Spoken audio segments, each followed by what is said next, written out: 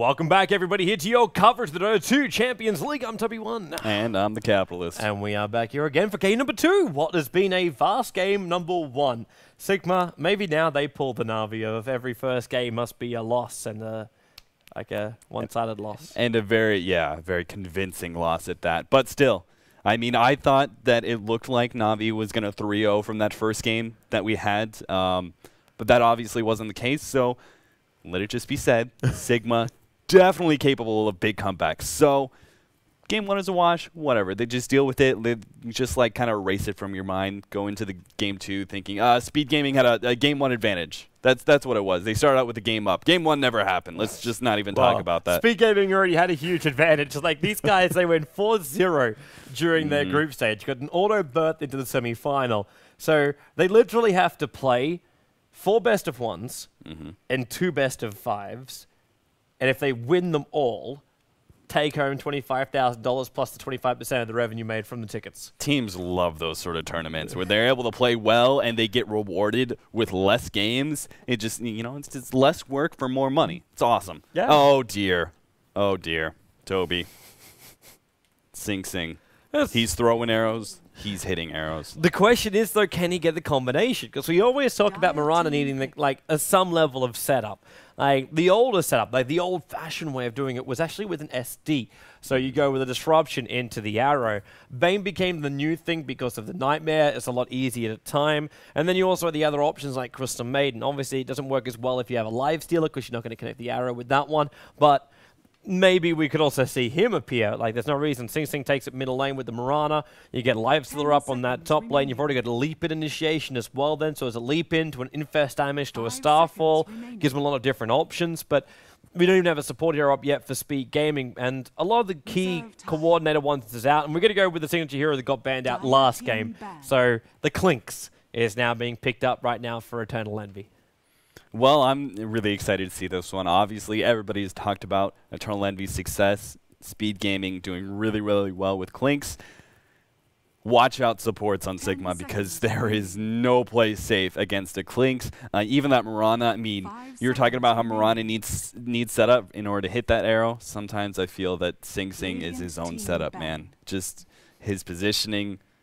His arrows, they're always on target. I don't know how he does it, man. It's just amazing to watch. But still, Sigma, they're going to go for something that's a little bit more typical. Crystal Main and going for the Clockwork once again. Even though it didn't work out well for them last game, they're still going to pick up the Clockwork and obviously one of the best supports in the pool right now. Crystal Main, very high priority support in the meta. Yeah. She's always up there, man. She's always up there. The downside right now is she could always be 6 feet under when Clinks gets a lot of farm. And you can say goodbye to the Crystal Maiden. You can probably say goodbye to the Clockwork as well. His issue, he pops off cogs to try and keep the Clinks away, but we know the way Eternal Envy plays. We know he goes with a Blink Dagger, and he'll just basically jump himself around those cogs and keep up with the Clockwork. And there's no other escape mechanism beyond that. It's almost like right now, like Speed Gaming or Sigma needs someone just that can just jump in and help him out. And I kind of want to point that one hero out that hasn't been touched just yet. Nature's Prophet is not picked or banned here in the first 4 bans or on the first 2 pickups. This is almost insanely, well, I wouldn't say it's uncharacteristic. Maybe a little bit of Sigma because they were always one of those teams that enjoyed their split push. But for Speed Gaming, not really there. Like, it's Bone 7's kind of like, initially when he played that here on the offlane, no couriers were safe anywhere. This guy would just scout them everywhere you went. But 10 seconds. It's a new day. It's a new meta. Yeah, and I don't think we're going to see it this game either. I mean, Furions are used to dealing with Clockworks, but it's still a tough hero to be able to deal with. And then also, Sigma not going to pick it up because Clinks is extremely good. A squishy hero like Furion, who's susceptible to Orchids, oh, that's just free food right there. So I doubt we're going to see either team pick it up this game, but it is interesting to talk about the fact that we're just not going to see him in these first 2 games. Batrider and Puck being banned out by Speed Gaming, no surprise. You got to take away those. You got to address Feta. You really do. You got to take away some of his really good aggressive heroes. And again, Lifestealer is still in the pool, so it's a possibility that Sigma may want to run the same kind of lineup, try it out again. And so taking away some of those big initiators that Feta is really good with, it works.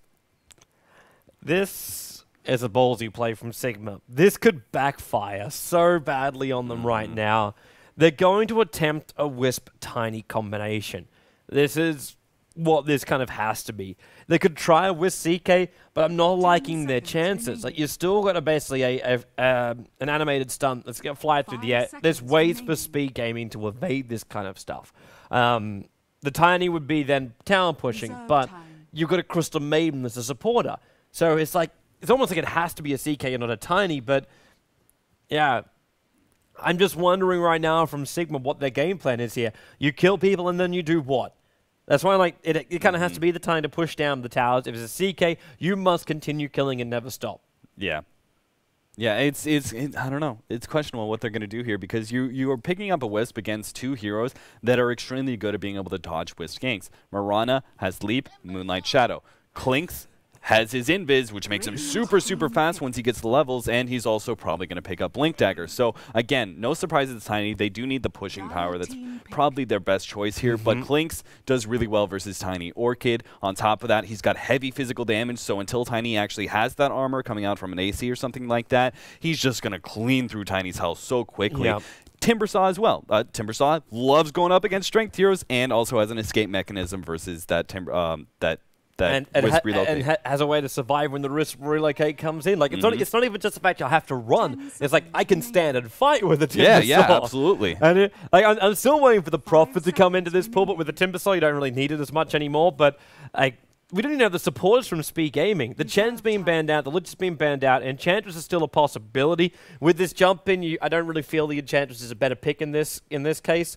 They need to have a little bit more level of control. I'd almost say you should look towards the Enigma in this game. Ooh, I mentioned it during the Mirana, like last combos. You know, and I was going to say, I really miss Shadow Demon, man. I love that hero. He's one of those big playmakers, right? He sets up really good combos, but he also has the option of being able to make those really good defensive plays. Save that hero right before a nuke comes in, save your ally with a good disruption. Beautiful. So I'm really glad to see him. He's going to be comboed up with the Mirana, as you said earlier. But also there are other heroes, right? Clinks and Timbersaw will both be able to benefit, not as much, but they'll still be able to benefit from a good Shadow Demon setting them up. And that extra damage with Timbersaw's burst or Clink's physical damage, man, watch out. Sigma, every single one of these heroes is squishy. Clockwork, Tiny, both of them, they're going to go down like support heroes. I'm wondering if one of the guys in the chat called it, and like he's gone full on classic as far like GG well played calls out like it's got to be Leshrac next. Like look for the combination with the SD. I'd actually go as a combination of a Lina. And the reason why I'm throwing Lina out there is because I'm looking at burst damage that can pick off either the Crystal Maiden or the Wisp. Now, normally we've seen Lion's Finger of Death do that kind of thing. But you also want to have a combination so you can have roaming support skank around. Now, you can use a Lion. You could use the Lina. These are the kind of, like, it's the older school combinations. And more importantly, you can do aggressive tri-lanes and push down lanes with Lina. You get Arcane Boots up on her, you throw out one Light Strike away and one Dragon Slave, and all of a sudden the creep wave is toast. Throw off one Light Strike array and let off a Starfall, Mirana gets all the last hits, and the creep wave is toast, and you just push and push and push and push and push and push. You know, I started laughing because I thought you were actually talking about Nig Dog. Huge lag in Zimbabwe. Please restart stream. That's what I was laughing. I saw that. I thought it was hilarious. There was one guy having trouble in and actually, no, there was one guy that said, the stream is fine in Antarctica. And I'm like, wonderful. Wonderful. That's what we want to hear. Beastmaster picked up from Sigma, so you got the initiator. Okay, this is something that they really need on Sigma. They really need some really good initiator for some of these Wisp relocates. They've got Clockwork to be able to set up some of them. They've also now have Beastmaster, right? So when they go for the Wisp relocate, there should already be a stun on that hero, so they're guaranteed to actually be able to follow up and be on top of those heroes. So Clinks and Mirana might not be able to get away. Speed, wow, where did this come from? What the hell? Okay, but this is interesting, right? Good defense. This is kind of what they needed. I was good with another support. I don't think they could have gone a jungler here because you're talking about some push lineup coming out from Sigma, especially with the Beastmaster aura now. But they needed some kind of defensive hero. Treant Protector, gonna be able to help out for a lot of these squishy heroes, Clinks and Mirana. It's the perfect hero, really. At the end of the day, it's the perfect. You mean living armor is the perfect skill? Yeah, because it means that on this bottom lane, like Timbersaw can now almost go solo. I kind of actually don't want even to go solo. I want him to be like this dual lane kind of style again. But Sing in the middle lane's gonna be fine. Envy's gonna be up on the top lane doing great. Tree could just pull and find some quick early levels up on Living Armor, and then you got like even the tower damage. If Tiny's going to TP in there with the ulti, he's not going to have enough time to bring down the tower. The Living Armor is going to block off a little bit of that damage, and a little bit may seem like not really enough, but it's going to be enough that for the duration of the Wisp ulti, you can't just instantly destroy a tower. And then you're going to wait 60 seconds to come back there again. That's another, what, 3 Living Armor charges to bring the tower back up again? So Fader, yeah. Well played, Fader. He is such a troll, man. Yeah, have you actually? No, I've never actually talked to Fader. Oh, that's a shame. If you were at TI2, Fader was at TI2. He was playing in Mouse Sports then, I think. Yeah, I was there. I just don't think I ever got the opportunity to talk with him. He's a funny kind of guy. He's a guy that has a very like, He doesn't like to take a serious look at the world. He even draw me like a front page of Join Dota and like made me a private Bloodseeker. It couldn't be ever described as a Bloodseeker. And combined with Sing Sing, who's saying that Envy has muted everybody in the game. I hope they all chat like this all game, but we're going to have action in the jungle. Yeah, look at them. We've got the guy that's like loop-de-loop. Fader's going to cut through the tree line, and now the actors, they connect on 4 players, both swing forward and back. Envy, he's very low on life, and he leveled up Searing Arrows to start with the Avalanche. Hits on most of Speed Gaming and Envy. Now he's backed up, and Sochki's in the corner. They got him.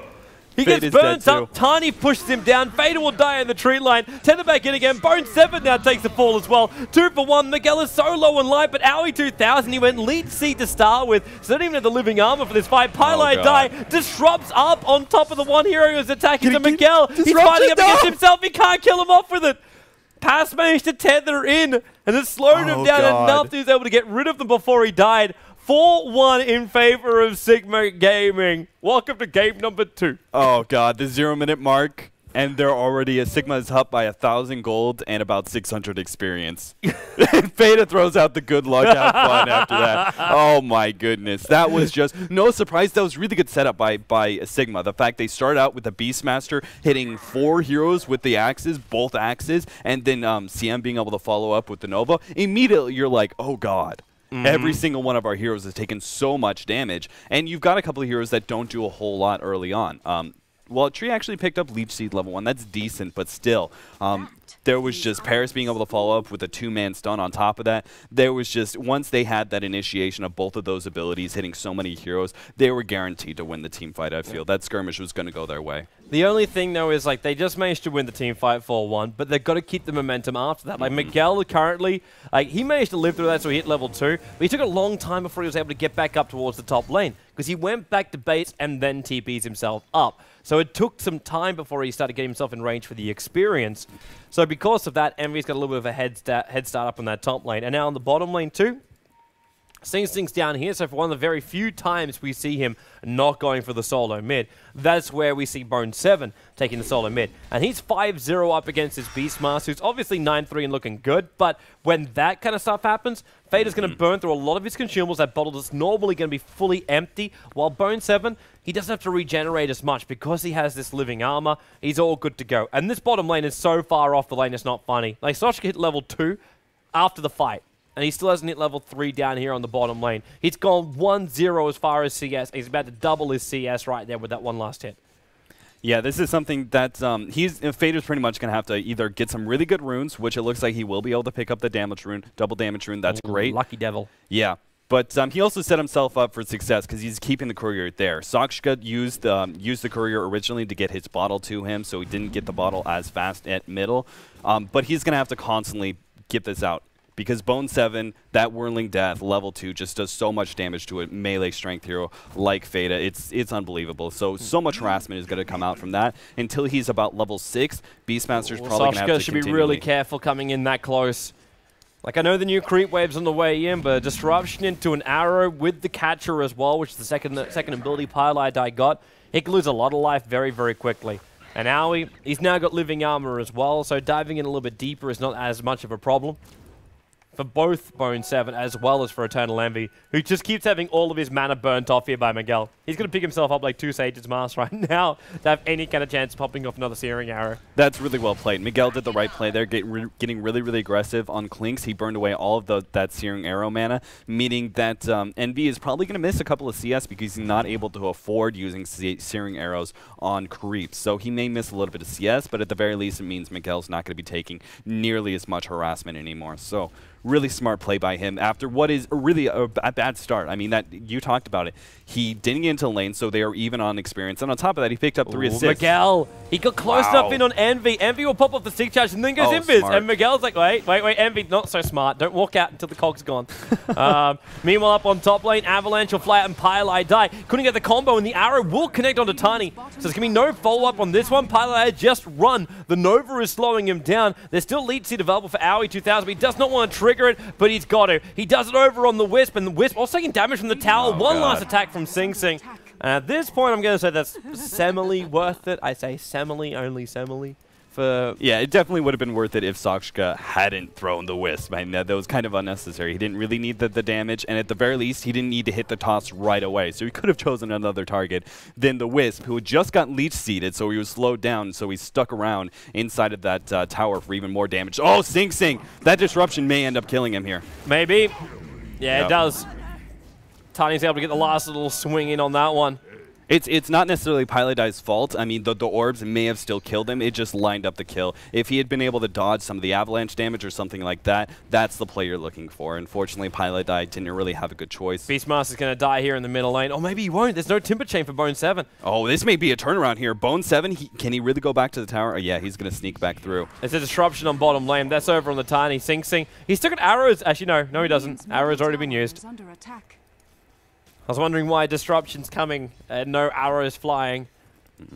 This whole entire advantage, this is where Wisp is really powerful. If he's able to get an experience advantage in lane, he's actually not that bad of a support because those orbs just do so much damage. The Spirit's amazing amount of damage. As long as you have an experience advantage, you can actually bully aggressive tri-lanes pretty easily. And this lane, especially a Treant lane, that is not a nuking hero, right? His nuke Leech Seed, a lot of damage over time. It's a decent ability, but you'd much prefer to have something like you were talking about earlier, Lina or Leshrac. If you're going aggressive tri-lane, you're trying to really take down these heroes. They could have maybe made a comeback in this lane that way, but there's just no way. There's too much damage on Sigma. Once they hit level 3 before Speed Gaming does, it's very, very easy matchup for Sigma at that point. Yeah. But I still want to keep my eyes on these other lanes because that top lane too, like, it's actually stayed a lot closer than I really thought it was going to. Miguel's already cracked level 6.5 now up against MV 6.5, so the CS is rather even too. Like, it's 26 for 6 up against 20 for 3. And there's not really that much in it. And the first smoke movement, Fader, you know he wants the regeneration rune. Raw will be used on Pylai die. Arrow will fly down, connects onto Bucking Mad, living armor, and now also into disruption. He's not going to survive through this one. The balls get pulled in close from pass, and they just pick off the SD. For the contesting of the regeneration rune. This was really smart. They knew there was enough room in order for Mad to leave the lane, so he goes middle, smokes up Fada, so they can actually get that early rotation from Beastmaster as soon as he hits level 6. I mean, you're going to catch some heroes off guard if you're going to smoke to your side lane like that. So they were going to catch a lane off guard because of that, but then on top of that, baiting out the regen rune to get Shadow Demon close enough was a really good play as well. So smart decision making by Sigma in game 1, as we may see Miguel. He's going to get ganked by the mid as well. And it's the same timing. Oh, wait, no. Oh, no. Bone 7 didn't check it. Like, he's checking over towards the side, but I'm surprised he didn't just work out that he's just going to do the hard camp pull over from there. Unfortunate. Unfortunate timing there. He may still get a chance because he knows he's probably going to try and farm up those neutrals. He wasn't spotted. It's nighttime. That one creep when he came up, it means he didn't spot out the Timbersaw over on the side tree line, but knowing that it's like someone, like Pylai Dai is currently farming up middle lane, you can make the call that somebody is missing right now. You know, this is something you don't normally want to do in your offlane anymore because it allows, like, look at Eternal Envy. He's picking up so much extra experience because of that. Sure, he pulls the lane back, but at the same time, you're feeding a lot of extra gold and experience to that Clinks, which is something you don't normally want to do. But it worked out beautifully when Bone 7 happens to be rotating over to get a gank. So Clinks is going to be able to pick up Soul Ring. Soul Ring is picked up, so he's going to be able to spam out his Death Pact as much as possible in the jungle. This is the envy build.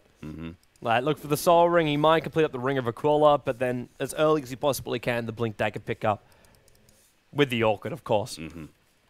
But that's just the brilliant combination for Murder. Invis Rune on bottom lane won't be selected. They just keep on going with their smoke. But this is a straight-up gank onto the Tiny. Pylai Die, Disruption, Catcher, Arrow, connects perfectly. Leech Seed, Tiny, life points evaporate. Throw really arrow, hit arrow, while up on top lane. Whoa, whoa, whoa! He didn't mean to timidate it to that one. And he'll die on this top lane Bone 7. The Creep Wave will, in fact, get the last hit on him there. So it becomes a 1-for-1 trade. Yeah, I mean, they gank the Tiny, but Sigma, they're doing the right thing. They're smoking up. They're doing the same thing, exact same thing as Speed. And they're going to be able to take a tower off this. Meanwhile, it's not really looking to be the same for Speed Gaming. I mean, maybe they could pick it off with the Clinks. But if they want to, they could easily glyph up and maybe teleport. Oh, did it? Sing Sing pinged it out. There's another TP coming in. It's going to be the Tiny to connect up with Pass. And they're trying to find an Avalanche. Owie 2000 already cops 4 balls. Oh, look at top. Yeah, you're right. Timber's already with the Whirling Death. They get the kill over on the Clockwork. Disruption. Try and save Bone 7 from a little bit more pain coming out from Fader. But not going to happen. And now the Purge. Mad, the arrow. He moves back up again. It's amazing you're able to dodge the arrow when you're moving at that movement speed. Yeah, smart decision making there. By especially the boar going forward, he was going to try and intercept the arrow, but at the very least he could slow down any sort of pursuers like Timbersaw, keep him in range, keep him from getting too close with the Chakram. Bottom lane. Yeah, you look at him. This is how Eternal Envy, he's able to farm up the enemy jungle and not slow down in gold and farm at all, but still be in really good position to get successful ganks like this. Well, he's going to do it. There goes your ulti out from the tree, and Pass, you can't tether away from that, which means Parasoshka got to remain there. Avalanche toss, but he takes very little damage because of that death pack from before. And the Searing Arrows just dropped Tiny from his 1100 down to about 200 life points.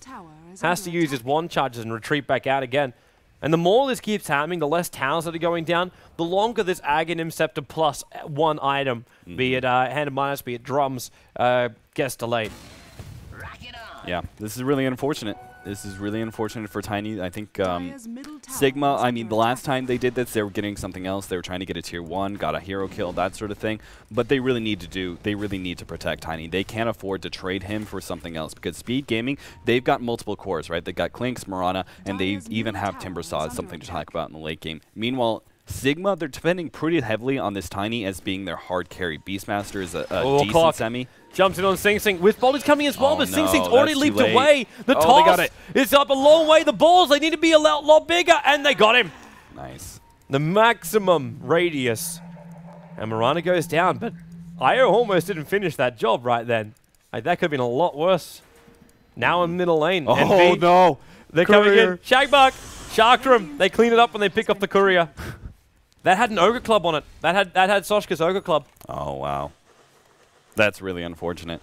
That is really, really unfortunate. And because of this, Speed Gaming, they recognize the fact that they have successfully, with the ganks on Tiny, they successfully stopped any potential for an early push coming out from Sigma. Now, they'll still have a good push in the mid game, but you won't see a super early farm Tiny that's pushing down your towers too quickly. So a Midas pickup on Clinks is actually going to be pretty beneficial. He knows he has time for it. I can still hate him for it. Crystal Maiden runs away from Eternal Envy. Had some Searing Arrows with the strafe.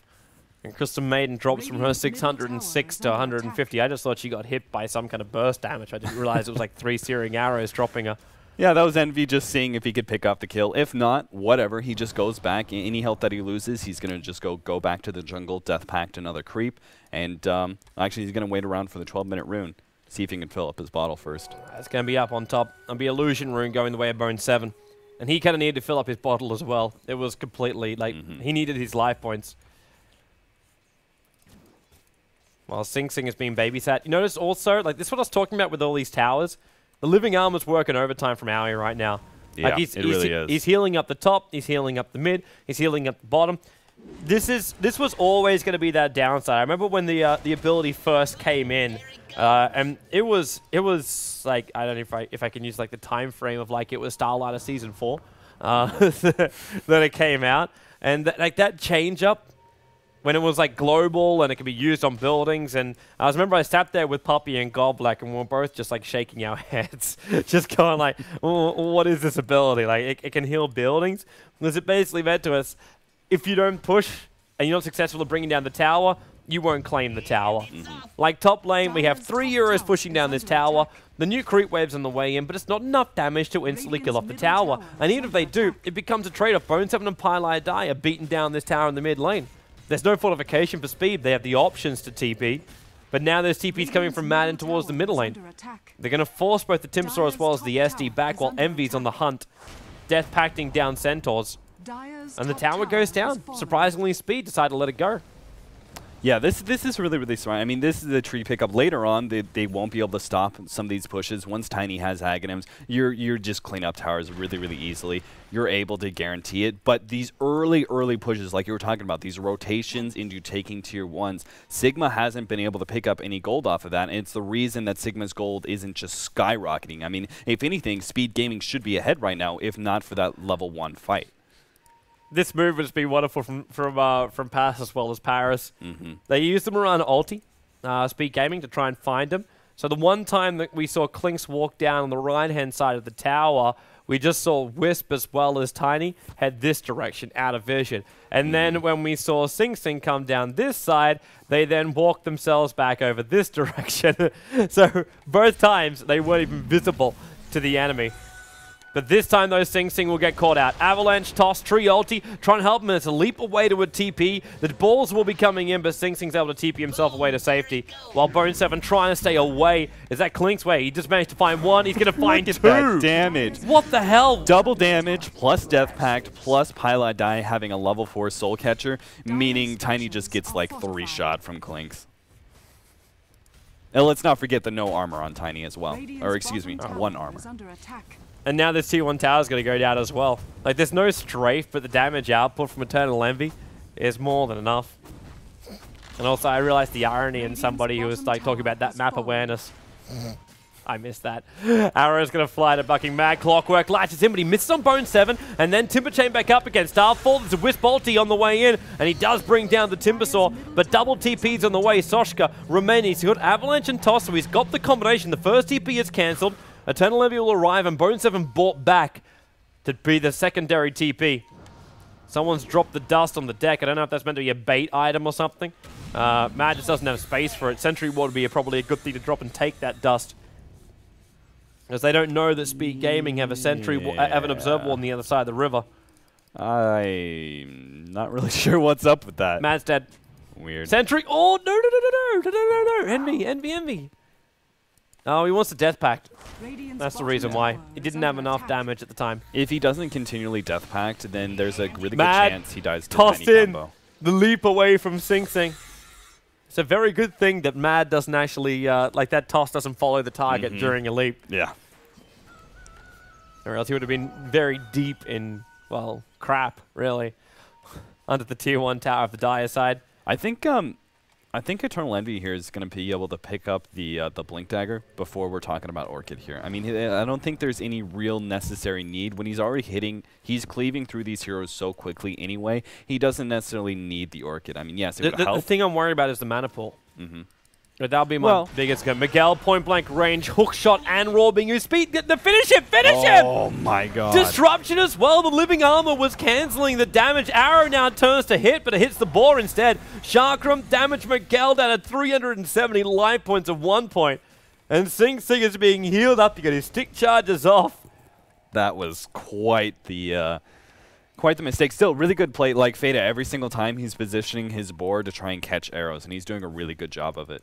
Now we see our movement. Bone7, Sing Sing, Pylai Die. Smoke movement down towards the bottom lane. This is going to have to be a defensive relocate from Pass just to be able to keep Tiny alive. Yeah, they're going to catch at least something here, but and Tiny's too far away now. Like disruption, catcher. Here comes Wisp has to move over, and he's going to drag him out. There's a pull, but he's already got the kill. This is his own life lost. This is going to be a double kill on the bottom lane. Yep. Because they killed Soshka too fast, and there's no tier 1 tower to bring the support into. So Bone7 just waits. The creep wave's coming up, but it's too close in for him to escape with. So Pass will lose his life, and Speed Gaming get 2 kills for free on the bottom lane. I say for free, cost of smoke. This is really unfortunate, but something I want to talk about, Fada. Matt actually was the one who did it. They picked up an early gem. They put it on Fada because he's able to scout out some of these wards and throw the boar at them without being in a bad position.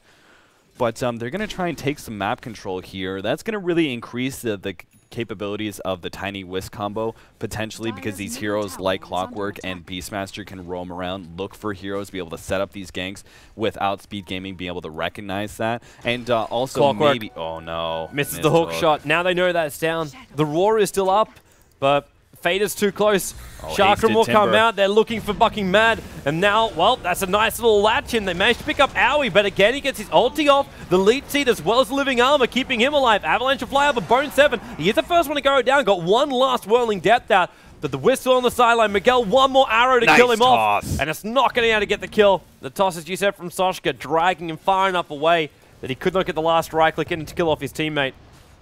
But again, they're trying to bring down this middle lane up against Living Armor. Leech Seed goes out. Actually does it on the creep wave, so Owie's capable of healing as well as the creep wave itself. Sigma may have to really try and force this if they want this mid tower. You know, you're talking about end screen results a lot and how the Warcraft 3 original, they had so many good stats. Can we please, Valve, at the very least, put it in the console, you know, the console stats that come out after a game? Yeah. Can we see, instead of damage healed, can we also see tower healed as well? So just specifically to see how much this Treant Protector, how many towers worth of health is he keeping alive? I mean, it seems like that Sigma have done enough to kill these tier 1 towers like 3 times over. Heals the tower, heals the heroes. Exactly. That's exactly what they need. And it's just specifically a Treant Protector stat. I'd be interested in that stat. Guys, if that stat does exist, I don't know if it does, because like there's the replay paths of people are pulling mass amounts of information out. Yeah, if you know where to find that stat, tweet us, TobiWan Dota, Dota Capitalist, let us know. Let us know the deets. I would love that. Paris is actually really close. He's about 120 away from his Aghanims. That's a great pickup, but at the same time, it's not going to change too much. Yes, it increases Tiny's damage by quite a bit, but he's not level 16 yet. He's not that big heavy hitter because he's been ganked so much. He's lost a lot of farming time, a lot of experience time is down the drain. And on top of that, he needs that extra item. BKB is going to be helpful later on, be able to get out of Overgrowth after it's already done, and the eventual Orchid that's going to be picked up by Klinks. Timbersaw as well, a lot of magic damage there. BKB is probably really, really necessary, but at the same time, it's still questionable whether or not it's going to be enough because physical damage, Mirana and Klinks are also going to be able to do a large share of that as well. Look at Klinks, though. He's got double damage. Easy Roshan pickup for them, I think. Not yet. No, that rocket came in, and they're not doing this fast enough. Now the Avalanche connects on 4 heroes. The Chakram, Miguel jumps in with the ulti, and they're locked in with Roshan. Bone 7 caught up on the tree line. Roshan still alive. 70-22 life points. Radiant side actually get Roshan. Clockwork takes the Aegis, the Immortal, and Speed Gaming. Like Bone 7's trying to intimidate himself away. Pylai Dai is locked in the tree lines after his force off. Bone 7 dies at the Seeker's shop, and Pylai Dai being killed by a ball, but finally the rocket will finish him off. And Speed Gaming, any kind of advantage that they were dragging back after losing that first level 1 fight, has just gone out the window and down the drain. You know, a lot of Clockworks will save their hook shot because the AoE being able to stun everything around Roshan, try and sneak in the Aegis there. Who needs that when Miguel can go in and kill everybody inside of his cogs before Roshan goes down? Miguel, what, I mean, that was just, forget about any missed hook shots. That was just a beautiful initiation by him. What a great setup, especially the toss into the cogs as well, set up by Paris. That was just a really good team play there from Sigma. And all of a sudden, they're in the driver's seat of this game. I mean, they're heading gold and they're heading experience. It was looking kind of grim up until that team fight. I saw this sort of eventual Speed Gaming getting a huge gold lead. Tiny never able to farm up fast enough, but now after that, we're going to see towers falling down very, very quickly. This was a huge turnaround by Sigma. Yeah, they're just going to roll with the punches right now. Even with Necro Books coming the way of Fada, we have the full tree in the hands of Paris, and I hate them for that, in the hands of Soshka. But they're not going to go high ground. They will still give the respect to Speed Gaming. They know if they get caught out by a long 5-second arrow and they're even slightly out of position, they're not going to want to try and fight this. Especially when Envy's doing his little thing. Oh, that's really obnoxious. Taking down tier 1s like that by backdooring, Klinks is extremely good at that. Also, they have to keep an eye on Courier as well, so it gets pinged out. But Fada at least is able to pick up the deny, so that's something. Envy, don't waste it. Rune. Well. I mean, that's what he has Soul Ring and Bottle for, so it's not that big of a deal. That's something that this build, you're able to, if you want to, with Soul Ring, you're able to choose to go Blink Dagger over Orchid because you're not that worried about mana because of Soul Ring and it's a combo with Death Pact. But I'm still worried that he just doesn't have enough. Yeah. Like even with your Soul Ring, even with your bottle charges, you're popping off your Blink Dagger. That's 75 mana to go down the drain. Then you want to pop off Strafe, Searing Arrows, Shadow Walk, your 100 mana just to use your Death Pact every single time as well. His pool is not high enough. It's almost like watching his Doombringer, where he just never has enough mana for Doom. Yes. It's one of those things that Envy, I think he just says, like, I can calculate. I can calculate and I can get it. I know I can get it. Like, I have enough mana, I can get my combo off with what I need while still having my bonuses of having, like, a BKB or so on and so forth. You're absolutely right. It's still a small problem, but he's been able to mitigate it at the very least a little bit. Looks like Paris is going to be going for that early BKB instead of something a little bit more like damage-oriented and push-oriented like an AC. So he's going to be picking up that. He's already got the Mithril Hammer, and after this Tier 1, he's going to be picking up the Ogre Club as well. This is something that's... It got sniped off finally. Oh, the Courier? Yeah. He finally got it? Yeah. Eternal Envy was able to find the Courier. Was there anything on it? I can't... Yeah, there was a magic wand as well as dust. So nothing amazing. One belonging to Fada, one belonging to Mad. What is your Courier hotkey? Minus arrow on the keypad. Oh. Which unfortunately on that laptop there's no keypad. So good luck on that one. Clockwork latches up towards Owie, and Owie's in trouble. He's trying to get the ulti off. He got the ulti off in time, but Disruption saves him for a little bit longer. Now the lead seed, Owie, he's actually tanking through this. Miguel's going to go down, so the Aegis model will trigger. They toss nothing but illusions. The buyback will be coming out from a Timbersaw right now, while the Tether is still up and running, looking for the swing cleaver. Soshka, got to be careful. He doesn't have a lot of stability. No BKB for him, but the Avalanche toss, 4-star Bone 7, Frostbitten up. He'll go down, Pylite die, 80 life points. Now he does finally take a fall with the Wisp attacking him from range, but Eternal Envy, he's out of mana. He's got nothing left of the tank. And Soshka will just start beating down on top of this tier 1, this Rax. He's not getting any of the heal coming out from the Wisp, but they've now just taken the bottom Rax. And again, we see a pre-30 sec. Oh, no, that arrow just... Didn't he just fight out from the throne or something? It was, must be very, very shallow when he threw that one out. Yeah, and this game all comes back down to that Roche fight because it was so much. It wasn't just the team fight itself and the gold gained and gold and the experience gained from picking up a great team fight and Roche. That's huge by itself, but it was also the positioning, right? From there, they were able to take Tier 2. They stopped the momentum of Speed Gaming continually picking off heroes. They were able to group up as 5, take Tier 2, back up. They lost a little bit of map control in the process, but they backed up, went bottom, took some more towers. So it's not just about the team fight. A lot of times it's about the positioning, the map control that you gain after that. And this is a great example of this. Sigma has, in one team fight, has turned this into so much more for them. Now they're able to finish off a Rax because Speed Gaming, they're able to get their big items combined with the levels, the bottle given to Wisp, and also the mech choice pick up by Fada. That was a really interesting and smart choice by Beastmaster. Picking up that early mech, it pretty much mitigated what was a really good play by Bone 7. He hit the most beautiful Timber Chain and Whirling Death combo right in the middle of 3 heroes past all of them. It was a great thing, completely stopped by that mech and that Wisp with a bottle tether. I'm still waiting for Faye to go back. Okay, now he will. He'll walk back. I think he was waiting for the Courier to spawn up, which happens in 15 seconds' time. But he's finished level 3 Necro. And that AC is basically done for Soshka. He also needs the Courier once the recipe, when he's got enough money for his recipe. It's just, they're rolling in it. Did you say the Courier had the Ogre Axe, by the way? No, that was the first time the Courier died. It got killed off with the Ogre Club. So it looks like Paris basically made the decision after that team fight that he was far enough ahead that he proved he doesn't need a BKB. And he's absolutely right. Like, they're far enough ahead that it doesn't matter. Like, Klinks is having to go defensive items. He had to go a BKB of his own. So there's no Orchid to worry about on a Tiny. There's no extra damage coming out there. So he wants to be able to mitigate the physical damage. So he stops going for that BKB. Instead, he goes for the AC. And this is a really smart decision in changing your item process like that. Try changing up your mid-racks. There's about to be some land space here. Sure you can build a condo or something. So right now that tier 3 tower. Fortification's the only way they're keeping it alive. And the rest of Speed Gaming are trying to get back at the moment. But just look at that.